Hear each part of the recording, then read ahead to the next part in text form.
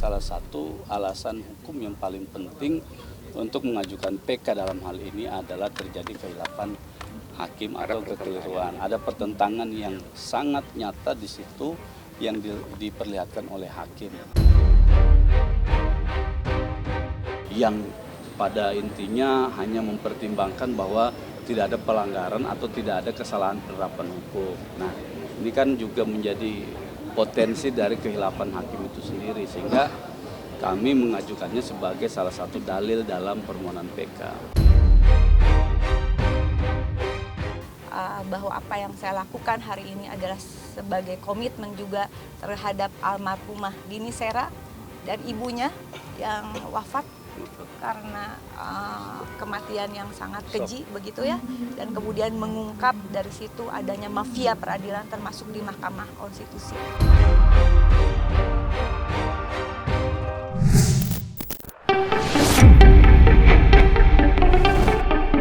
Upaya hukum yang ditempuh oleh Nikita Mirzani melalui pengajuan peninjauan kembali atau PK rupanya masih harus menunggu.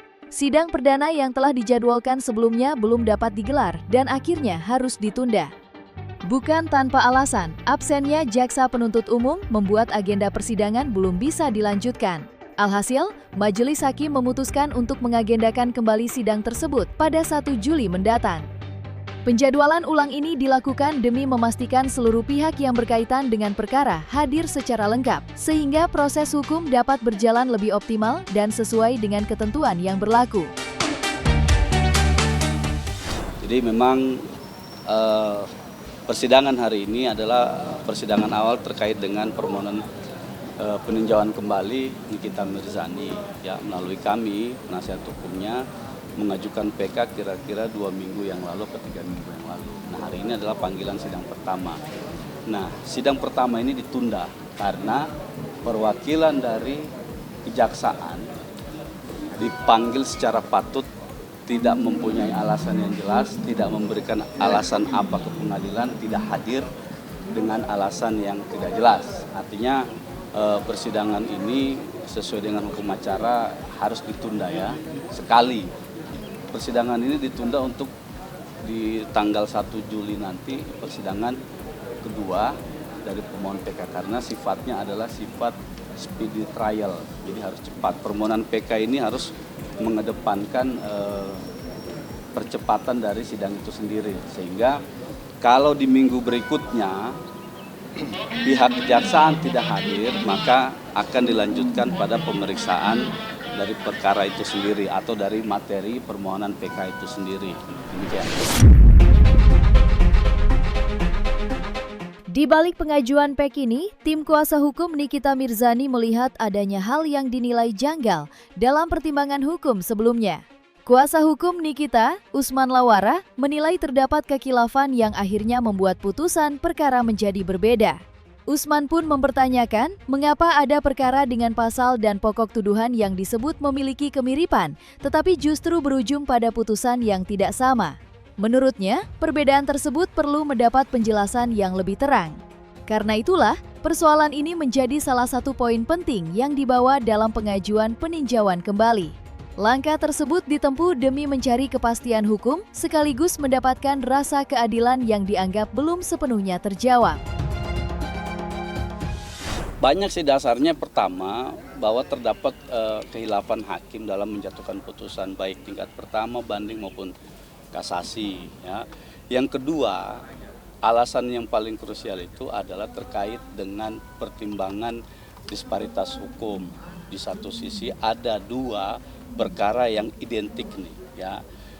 Di sisi pertama ada Nikita Mirzani yang dituduh melakukan tindak pidana pencucian uang dan itu dinyatakan terbukti. Tapi di sisi lain Ismail Marzuki yang notabene perkara ini adalah identik sama, baik dari segi konstruksi hukumnya, penerapan pasalnya, tempat, waktu dan kejadiannya juga sama, dinyatakan tidak terbukti TPPU. Nah, ini kan menjadi salah satu alasan hukum yang paling penting untuk mengajukan PK dalam hal ini adalah terjadi kehilapan hakim atau kekeliruan. Ada pertentangan yang sangat nyata di situ yang diperlihatkan oleh hakim.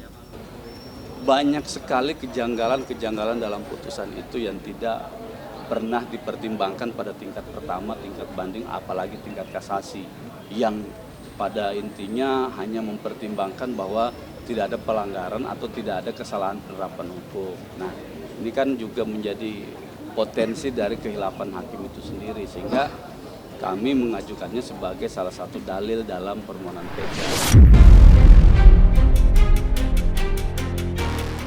Di tengah bergulirnya proses hukum ini, kehadiran Rieke Diah Pitaloka juga ikut mencuri perhatian. Artis yang kini duduk sebagai anggota Komisi 13 DPR RI itu tampak hadir untuk memantau jalannya persidangan dan memastikan prosesnya berjalan secara terbuka.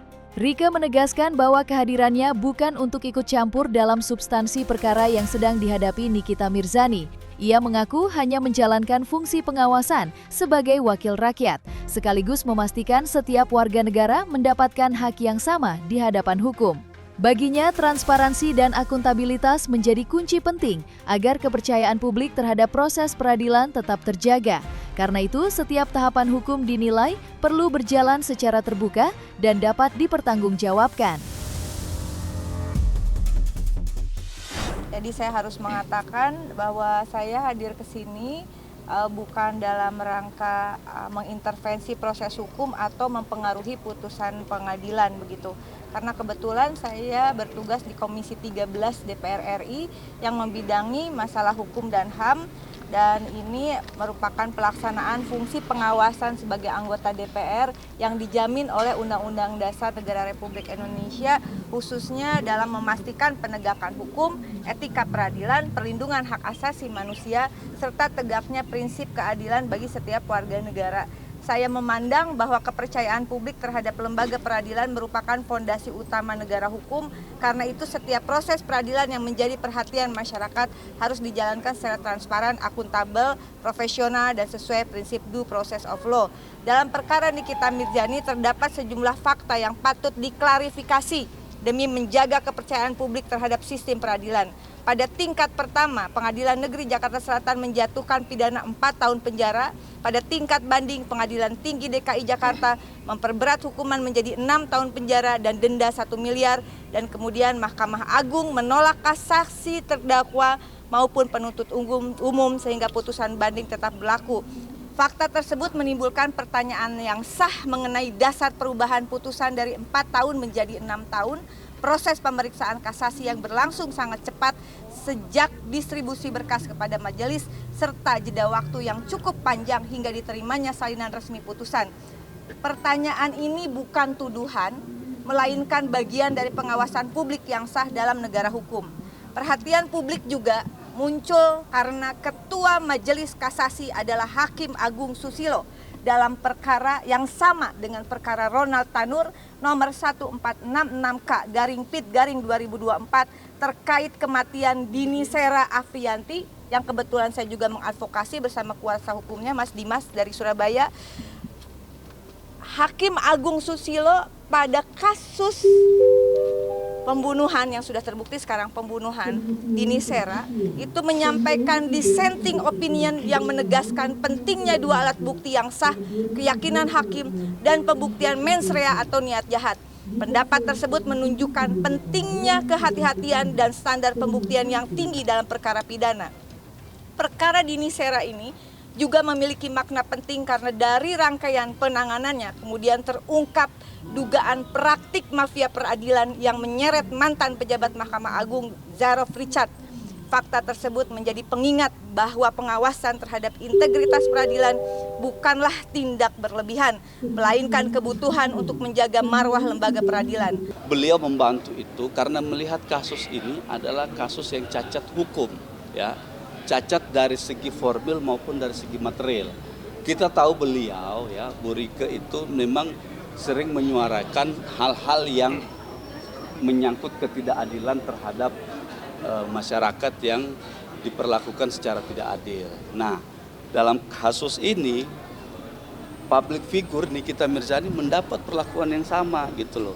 Nah, beliau menilai bahwa apa yang sudah dijatuhkan kepada Nikita ini itu jauh dari rasa keadilan, ya. Maka kehadiran beliau untuk datang mensupport Nikita, membantu Nikita dalam hal ini adalah untuk menyampaikan bahwa ruang publik itu, ruang private itu tidak boleh disamakan dengan ruang publik gitu. Bahwa ini adalah transaksi, bahwa ini adalah percakapan pribadi dan lain sebagainya yang kemudian dianalogikan sebagai kejahatan publik atau kejahatan pidana.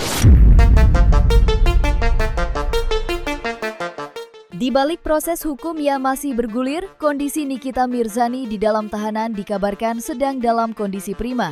Sang artis disebut berada dalam keadaan sehat dan masih menjalani aktivitas hariannya seperti biasa.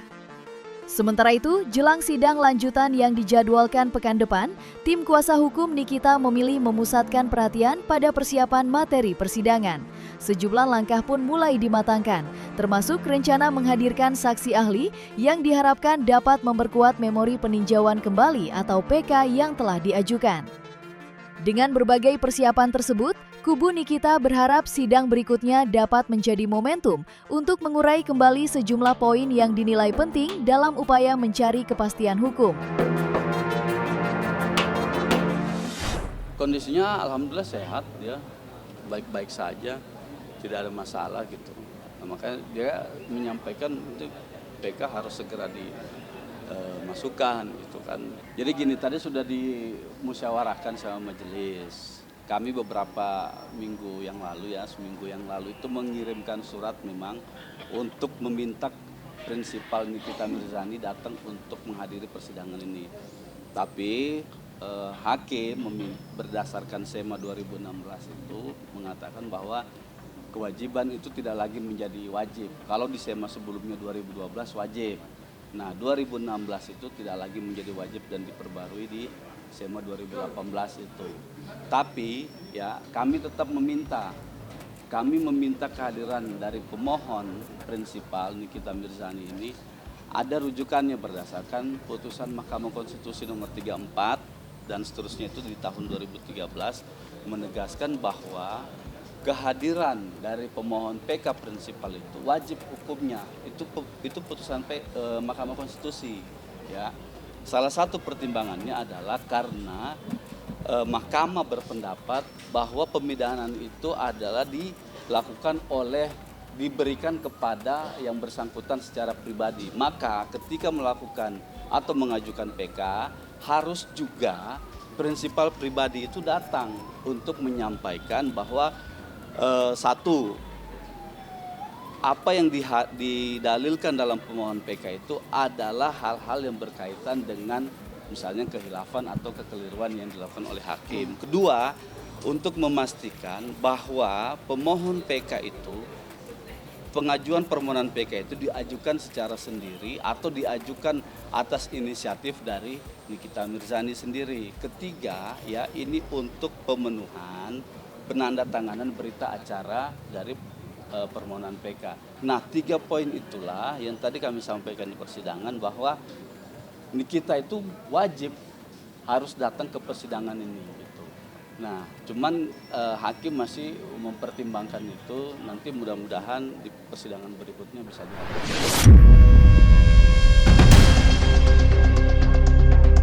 Nah, selesai sudah Cumi Lovers.